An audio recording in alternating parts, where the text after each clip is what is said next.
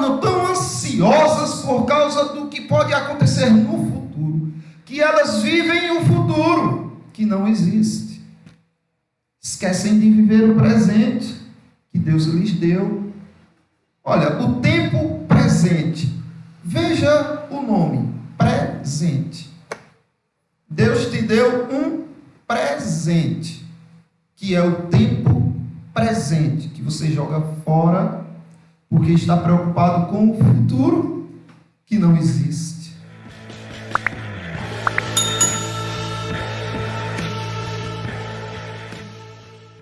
Nós estamos meditando na palavra de Deus, no texto da primeira epístola do apóstolo Paulo aos Coríntios, capítulo 7, do versículo 29 ao 31, que demos o título de O Show Já Vai Acabar. Por que isso? Porque aqui é um texto que o apóstolo Paulo está tratando a respeito do tempo. E como um teatro, ao qual aquelas pessoas que encenam a peça têm um final e aquele show acaba e as pessoas voltam para suas casas, assim também é a vida humana aqui na Terra. É como um teatro, é como uma cena que em breve vai acabar. E o apóstolo Paulo ele está dizendo assim: isto, porém, vos digo, irmãos, o tempo se abrevia. O que resta é que não só os casados sejam como se não fossem, mas também os que choram como se não chorassem, e os que se alegram como se não se alegrassem, e os que compram como se nada possuíssem, e os que se utilizam deste mundo como se dele não usassem, porque a aparência deste mundo passa. Então o apóstolo Paulo está tratando do tempo. Nós já vimos a respeito do que Paulo quis dizer quando ele diz: olha, é necessário que os casados vivam como se não fossem. Está no canal, no nosso canal do YouTube, e para que os irmãos entendam o que Paulo estava querendo dizer com isso, eu sugiro que assistam os que não viram. E agora nós vamos ver essa parte aqui muito complexa também, onde o apóstolo Paulo diz: olha, é preciso que os que choram vivam como se não chorassem, e os que se alegram, que vivam como se não alegrassem. O que Paulo quis dizer com isso? E por que esse texto se torna tão complexo? Veja bem, será que Deus estava pedindo para você não ter emoções? Será que era isso que Deus estava dizendo? Olha, nada de emoções, porque o tempo se abrevia, então não tenha sentimentos, não tenha emoções. Será que é isso que Deus está querendo dizer? É claro que não. Existe uma doença, uma desordem neurológica chamada alexithymia. E foi constatado que 10% da população sofre desse tipo de desordem neurológica. A Sociedade Europeia de Neurologia identificou que 10% das pessoas sentem isso. E o que é isso? A alexithymia é um problema que as pessoas passam a ter. A pessoa não tem emoções. Eu estava vendo relatos de algumas pessoas que sofrem desse mal, e de um rapaz que dizia: olha, o meu filho nasceu, e eu sempre vi a reação das pessoas quando tinham filho, aquele de ser pai pela primeira vez, toda aquela festa, aquela emoção de alegria. Eu não senti nada. Foi como se nada tivesse acontecido. Então, se morrer uma pessoa, essa pessoa não sente nada. Pode ser mais íntima possível, a pessoa mais íntima dela, ela não sente nada. Emoção nenhuma. Então, será que era disso que Paulo estava falando? Que você tem que viver no mundo sem nenhum tipo de emoção? É óbvio que não. E por que eu vou dizer a vocês com toda segurança de que é óbvio que o apóstolo Paulo não está se referindo aqui ao fato de você não ter emoções no mundo? Quando ele diz que é importante, é necessário que você viva esta vida como que sem se alegrar ou sem se entristecer. Eu questiono a você: você é escravo ou liberto? Você é uma pessoa livre? Ah, sou. Olha aqui, eu estou indo para onde eu quero. Decidi vir para a igreja, vim e tal. Mas será que a liberdade se limita, se resume apenas a isso? O que te faz ficar alegre ou triste? Se você conseguir responder estas questões aqui, você vai descobrir se você é alguém livre, liberto, ou se você não passa de um escravo. Responda essa. O que é que te faz ser uma pessoa alegre? O que é que te faz perder a alegria e ficar triste? Quem tem domínio sobre suas emoções? Você tem. É você que domina as suas emoções? Ou são as coisas que acontecem que dominam tuas emoções? E por último, é você que governa suas emoções ou são elas que te governam? Porque se você tem domínio sobre elas, então você é livre. Mas se são as tuas emoções que te governam, se você não consegue se conter, então você é escravo das suas próprias emoções. E por que eu digo que não é disso que a Bíblia está falando? De você não ser uma pessoa alegre, de você não precisar passar por momentos de tristeza. Porque a alegria, ela precisa ser usada na sua luta pelo reino de Deus. A alegria precisa sim ser usada por você na expansão do reino de Deus. É impossível, sem alegria, você trabalhar no reino de Deus. E por que eu digo isso? Observe. Porque há uma necessidade extrema de alegria. Apesar do apóstolo Paulo estar dizendo, olha, os que choram, sejam como se não chorassem. E os que se alegram, como se não se alegrassem. No entanto, Provérbios diz o seguinte: o coração alegre é bom remédio, mas o espírito abatido faz secar os ossos. Percebe que é o próprio Deus dizendo aqui, olha, se o teu coração for alegre, você será curado. Porque o remédio para a tua doença é a alegria. Mas se o seu espírito for abatido, até seus ossos vão secar. E mais ainda em Provérbios diz assim: o espírito firme sustém o homem na sua doença, mas o espírito abatido, quem o pode suportar? Então observe que é o próprio Deus dizendo, olha, seja uma pessoa alegre, contente, feliz, para o teu próprio bem. Do contrário, você vai ser uma pessoa doente. Se você for alguém que só vive resmungando, reclamando, se não se satisfaz com nada, se nada está bom, se tudo te desagrada, você será uma pessoa doente. Isso também a ciência afirma.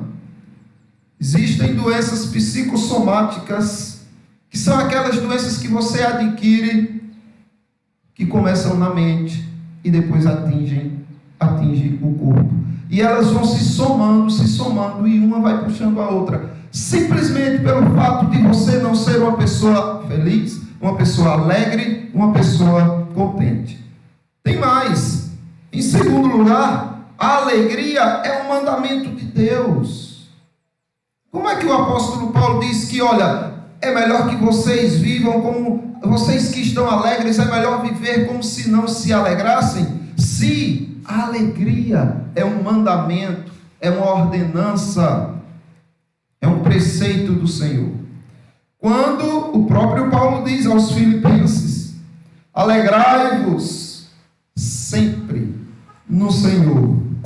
Outra vez digo, alegrai-vos. Como entender então isso? O apóstolo Paulo dizendo: olha, é melhor você viver como se não fosse uma pessoa alegre, e ao mesmo tempo ele diz: olha, sempre esteja alegre no Senhor. Repito, alegre-se. Em terceiro lugar, a força de vocês, a tua força está na alegria. É o que Neemias disse ao povo no seu livro, capítulo 8, versículo 10, a parte B, ele diz assim: porque este dia é consagrado ao nosso Deus, portanto, não vos entristeçais, porque a alegria do Senhor é a vossa força. Vejam o quão importante é a alegria, é a felicidade, é o contentamento na tua vida. Ela é a tua força. Depois, em quarto lugar, a alegria, o aprendizado da alegria existe através da tristeza. Pode sim. Você mesmo em situações que produzem, que geram, que manifestam tristeza na sua vida, você pode ser alegre.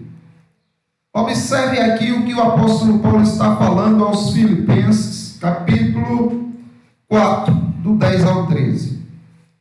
Alegrei-me sobremaneira no Senhor, porque agora, uma vez mais, renovasse a meu favor o vosso cuidado, o qual também já tinhais antes, mas vos faltava a oportunidade. Digo isto não por causa da pobreza, porque aprendi a viver contente em toda e qualquer situação. Veja o que Paulo está dizendo aqui. Ele está dizendo: olha, eu me alegrei demais, porque eu vi o cuidado que vocês têm para comigo. Isso me alegrou muito. Na verdade, vocês sempre desejaram ter esse cuidado, só que nunca tiveram a oportunidade. Agora estão tendo, isso me alegra muito. Mas Paulo está dizendo: olha, eu não dependo de nada para ser feliz. Eu não dependo de nada para ser uma pessoa alegre e uma pessoa contente. Porque eu aprendi a viver contente em toda e qualquer situação. Então a alegria é um aprendizado que você aprende pelas Escrituras. E ele continua dizendo assim: tanto sei estar humilhado, como também ser honrado. De tudo e em todas as circunstâncias já tenho experiência, tanto de fartura como de fome, assim de abundância como de escassez. Tudo posso naquele que me fortalece. Os irmãos percebem aqui, você percebe aqui, que o aprendizado da alegria existe e é possível também na tristeza. Agora, por que Paulo era alegre, mesmo em momentos que era para ele estar triste? E por porque ele dizia ao povo que era necessário ser alegre, mesmo em situações de tristeza.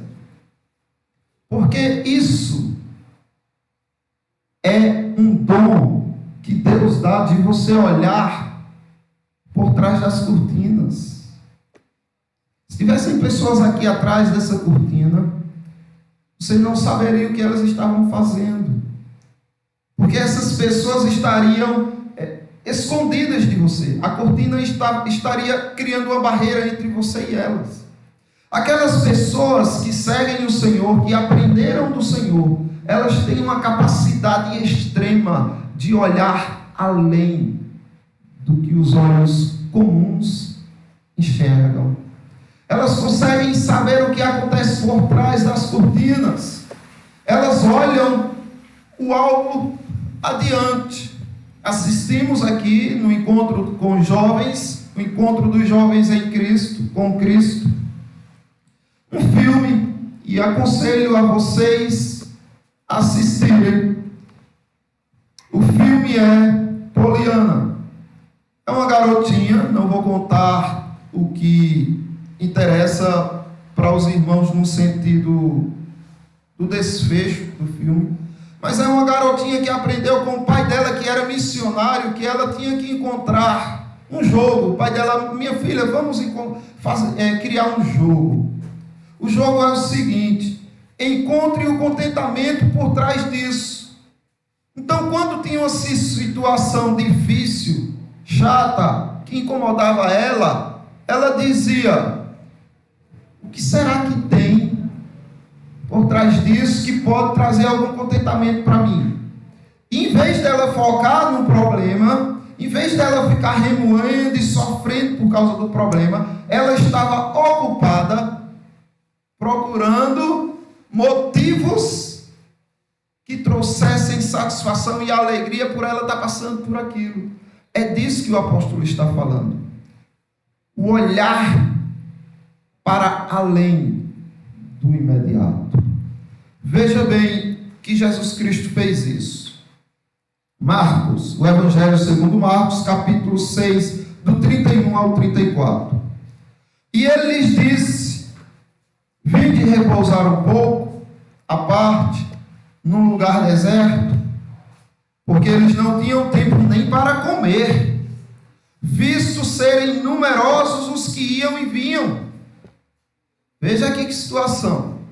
Jesus Cristo chamando seus discípulos para um lugar à parte, deserto, reservado, um lugar particular só para eles. Para quê? Para que eles pudessem descansar um pouco, para que eles pudessem comer em paz, para que eles pudessem renovar as suas energias. Isso ia trazer muito contentamento para eles, mas não foi possível.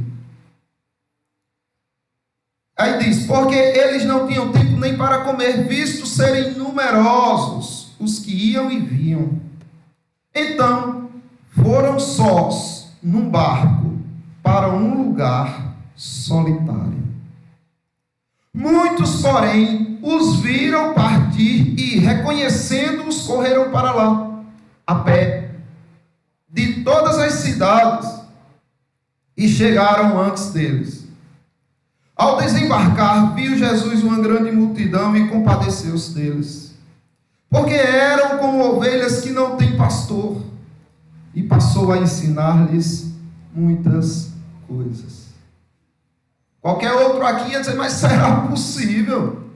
A gente pega um barco, sai escondido para um lugar deserto, para a gente ter um pouco de privacidade, para a gente ter um pouco de descanso, para a gente poder comer. E esse cidadão, esse povo aqui, nos vê entrando no barco, arrodeia o rio, para encontrar com a gente e nos privar de um momento de descanso. Qualquer pessoa poderia ficar chateada e aborrecida. Jesus Cristo olhou para o além daquele momento. Jesus Cristo observou que ele e os discípulos estavam com fome e cansados, mas observou que aquela multidão estava muito mais, não de fome, não fisicamente, muito pior, espiritualmente. E isso fez com que Jesus Cristo alegremente abdicasse do seu conforto para cuidar delas. E ainda orientou o povo, dizendo: olha, está vendo, eles são como ovelhas sem pastor, procurando alguém que as direcione. Quem fará isso, senão você? E agora eu quero falar um pouco da emoção relacionada à tristeza. Quando as emoções da tristeza podem ser usadas para o reino de Deus, é possível?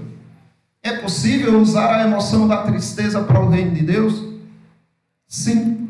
Observe, a tristeza, ela confirma a tua fé. Não é incrível isso?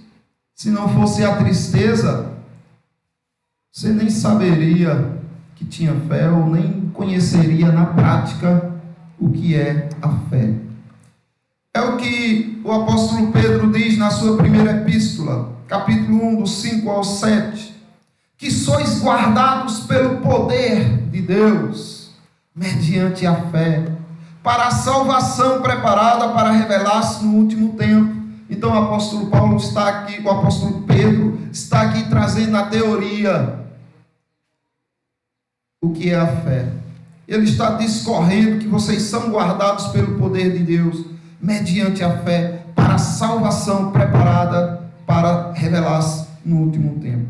Aí ele diz: olha, essa fé na qual exultais, nisso exultais, embora no presente, por breve tempo, se necessário, sejais contristados por várias provações. Olha, pode ser que você seja, pode ser que seja necessário que você passe por tristezas, por causa da necessidade de você passar por muitas provações, para que, uma vez confirmado o valor da vossa fé, muito mais preciosa do que ouro perecível, mesmo apurada pelo fogo, redunde em louvor, glória e honra na revelação de Jesus Cristo. Então observe que estas provações, estes momentos de tristeza, podem servir de motivo de alegria, sim, para você, porque você, olhando para o além, você vai observar que essas provações estão fazendo confirmação do valor da fé que você tem. E isso redundará em louvor, glória e honra na revelação de Jesus Cristo. Ou seja, você está apenas acumulando, você está apenas fazendo aquilo que o mundo faz, colocando ali na poupança, colocando ali rendimentos no banco, para que uma fortuna esteja acumulada e depois eles desfrutem dela. O que Pedro está dizendo é que você está acumulando para o dia da revelação de Jesus Cristo glória, louvor e honra. Segundo, a tristeza produz força, da mesma forma que a alegria produz força, a tristeza também. Isso nós vemos o apóstolo Paulo dizendo na sua segunda epístola aos Coríntios, capítulo 12, versículo 10, quando ele diz assim: pelo que sinto prazer, eu sinto alegria, eu sinto satisfação nas fraquezas, nas injúrias, nas necessidades, nas perseguições, nas angústias. Eu sinto prazer nestas coisas. Por amor de Cristo, por amor dele eu sinto prazer. Por amor de Cristo, porque quando sou fraco, então é que sou forte. Essas minhas angústias, essas minhas tribulações, tudo isso está produzindo em mim força. Por que eu vou ficar triste? Então que venha injúria, fraqueza, necessidade, perseguição, angústia, por amor a ele, eu o serei feliz. E terceiro, a humilhação, ela exalta o crente. A humilhação, ela faz com que o crente seja exaltado diante de Deus. É ou não motivo de alegria? 1 Pedro, na sua epístola, ainda diz, Pedro, na sua primeira epístola, ainda diz, no capítulo 5, do 6 ao 7, humilhai-vos, portanto, sob a poderosa mão de Deus, para que Ele, em tempo oportuno, vos exalte, lançando sobre Ele toda a vossa ansiedade, porque Ele tem cuidado de vós. Aqui o segredo, para você conseguir ser uma pessoa alegre, mesmo diante de todas as coisas que possam estar acontecendo. E eu faço questão de ver passo a passo essa orientação do apóstolo Pedro. Sabendo que não há poder em você, se humilhe. Eu não posso nada, eu não sou nada. Tanto faz eu estar vivo agora, triste ou alegre, não importa, porque daqui a pouco eu posso morrer. Então, humilhai-vos é você saber que não há poder em você, você é dependente plenamente de Deus. Depois, sabendo que é de Deus que vem o teu poder. Mas eu posso alguma coisa? Pode, porque veio dele. Então, quando você reconhece isso, se humilha dizendo, Senhor, não tenho poder para nada, nem para respirar. Obrigado, porque o Senhor tem esse poder para me conceder. Então, você, sob a poderosa mão de Deus se humilhando, você sentirá exultação, alegria. Depois, esperando o tempo de Deus. Você é triste porque você gosta das coisas no seu tempo. É por isso. Você é triste porque você quer ser Deus. É por isso. Porque se você fosse uma pessoa que dissesse, olha, Deus é o Altíssimo Senhor e eu não sou nada, e Ele faz como quer e eu me agrado com o que Ele faz e não com o que eu quero que seja feito, você será feliz. Observe, para que Ele, no tempo oportuno, sabe o que isso significa? No melhor tempo. Para que Ele, em tempo oportuno, vos exalte. Então, você descansando no tempo dEle, da forma dEle, você será feliz. Outra coisa, deixando com Deus o seu futuro. As pessoas se preocupam tanto com o futuro, se tornam tão ansiosas por causa do que pode acontecer no futuro, que elas vivem um futuro que não existe. Esquecem de viver o presente que Deus lhes deu. Olha, o tempo presente. Veja o nome, presente. Deus te deu um presente, que é o tempo presente, que você joga fora, porque está preocupado com o futuro que não existe. Percebem a loucura do ser humano, até onde vai? É aqui que ele diz, lançando sobre ele toda a vossa ansiedade. Olha, ele tem o poder, você não tem. Então, seja inteligente. Pegue a sua ansiedade, a sua preocupação com o futuro e diga, Senhor, toma, está contigo. Porque o Senhor tem o poder de fazer o melhor futuro. E eu não. Enquanto isso, estarei me humilhando diante de Ti, mostrando o quanto dependo de Ti. Depois, e por último, observando tudo que Deus já fez. Não seja injusto, não seja ingrato. Você não tem capacidade nenhuma de contar, nem 10% de tudo que Deus já fez por você até agora. Mas você insiste em pensar nas coisas que Ele ainda não fez, e nem sabe por que Ele não fez. E aí fica mal, e aí fica triste, e aí acha que tem todos os motivos do mundo para ser uma pessoa infeliz. Quando, na verdade, o que você poderia dizer era, tu tens cuidado de mim. Senhor, obrigado. Então, dessa forma, na humilhação, você encontrará motivos para se alegrar e Deus te exaltará em tempo oportuno. E por último, referente à tristeza sendo usada para o reino de Deus, é que você deve pensar na recompensa que ela traz. A recompensa que vem associada junto com a tristeza. É lógico, dependendo de como ela será. Mateus capítulo 5, do 10 ao 12. Bem-aventurados os perseguidos por causa da justiça, porque deles é o reino dos céus. Então, bem-aventurado é mais que feliz. É aquela pessoa que é perseguida, porque faz o que é bom, porque faz o que é correto.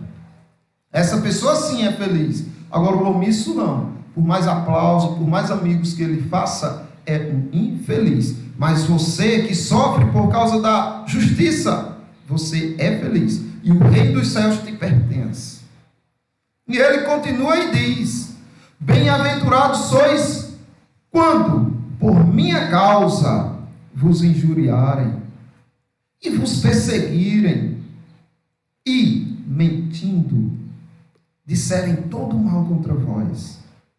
E aí o Senhor ordena: regozijai-vos, alegrai-vos e exultai, saltai de alegria, porque é grande o vosso galardão nos céus. A recompensa que vocês terão por isso é grandiosa. Para que se entristecer? Porque dói, porque traz sofrimento. Mas é justamente isso que deve ser o motivo da tua alegria, porque esse sofrimento está redundando em uma grandiosa recompensa, porque é grande o vosso galardão. Uma coisa é homem dizer: olha, eu tenho uma grande coisa para te dizer ou para te dar. Às vezes você se surpreende. Agora imagine o próprio Deus chamando uma coisa de grande e dizendo que será tua. É grande o vosso galardão nos céus, pois assim perseguiram aos profetas que viveram antes de vós. Foi assim que perseguiram eles, como estão perseguindo vocês por causa do meu nome. Ou seja, o Senhor está dizendo aqui que está dando a honra de vocês serem igualados aos profetas que viveram antes de vocês. É motivo ou não para na tristeza ser alegre? Pois bem, o que nós vimos, que há uma necessidade de alegria. Como é que Paulo vai dizer que é necessário que você viva como se não se alegrasse? Há uma necessidade porque ela também é um mandamento do Senhor. A tua força está na alegria. E é o aprendizado da alegria na tristeza que faz você ser feliz em Deus. Depois vimos também o quão importante é a tristeza na tua vida, para confirmar a tua fé, para produzir força em você, para que você seja exaltado, para que você tenha recompensas. Então você só tem motivos de se alegrar. Por que Paulo falou então que é necessário que você viva como não se alegrasse? Irmão, irmã, ele está falando aqui da alegria do mundo. Ele está dizendo: olha, é tudo isso que está causando alegria no teu coração, é tão fútil, é tão irrisório, é tão passageiro, que você não deve confiar nesse tipo de alegria. É necessário que você viva como se não fosse alegre. O que é que está trazendo alegria para você? Foi esse carro novo que você comprou? É necessário que você viva como se nem tivesse tido esse carro, ou que esse carro nem fosse seu. É importante que você não fundamente nem apoie a sua alegria nas coisas deste mundo, porque tudo aqui é passageiro. É óbvio que ele não está falando da alegria no Senhor, porque a alegria no Senhor é eterna, não se acaba. O que se acaba é a alegria deste mundo. Então é É muito importante que você tenha esta consciência. Eu devo estar alegre sempre. Outra vez digo, alegre-se sempre no Senhor. Agora, neste mundo, é necessário que você viva como se não fosse alegre. Eu estou tão triste, por quê? Porque eu perdi tal coisa. É necessário que você viva como se não fosse triste. Porque se a alegria deste mundo interrompe a sua caminhada com Cristo, e aí a música está falando da tristeza, da solidão que a mulher desamparou, né? Aí, é isso. A mulher desamparou e ele disse: a minha solidão me entristece.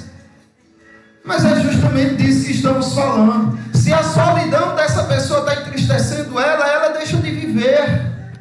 Se a solidão deste mundo entristece o cristão, ele deixa de pregar. Ele deixa de anunciar a Cristo. E o que acontece? O tempo se abrevia. Você não tem esse direito de se isolar, de ficar triste e abatido, enquanto existem almas aflitas, dispersas, como ovelhas que não têm pastor. É necessário que você esqueça esse tipo de tristeza mundana. É necessário que você esqueça esse tipo de alegria mundana. Elas não podem interromper a sua caminhada com Cristo, nem a sua utilização da tua vida para o reino de Deus. Para encerrar, eu quero trazer duas reflexões para vocês. Olha, a cura está na frequência da alegria. A cura das tuas doenças, das tuas angústias, dos teus problemas está aqui, na frequência da tua alegria. E nós vimos isso. Aqui é um conceito psicanalista, mas que nós vimos nas Sagradas Escrituras. Eles descobriram? Sim, descobriram. Se tivessem ido para a palavra de Deus, tinham descoberto muito antes. Demoraram tanto para descobrir porque não creem na perfeição, na soberania do livro sagrado. E o que diz o psiquiatra David Hawkins? O pensamento é a força criadora, e aprender a controlar os seus pensamentos e, consequentemente, as emoções é a chave da verdadeira frequência da felicidade. Entenderam o que ele está dizendo? Que o pensamento é a força criadora. É o teu pensamento que vai dizer quem você é ou como você está. Não são as coisas. Não são as circunstâncias que devem dizer como você está. Quem vai dizer é o teu pensamento. Porque tem pessoas que estão piores que vocês e dizendo como Deus é maravilhoso. E tem pessoas que estão melhores do que vocês e do que muitas outras estão dizendo que vida miserável e triste.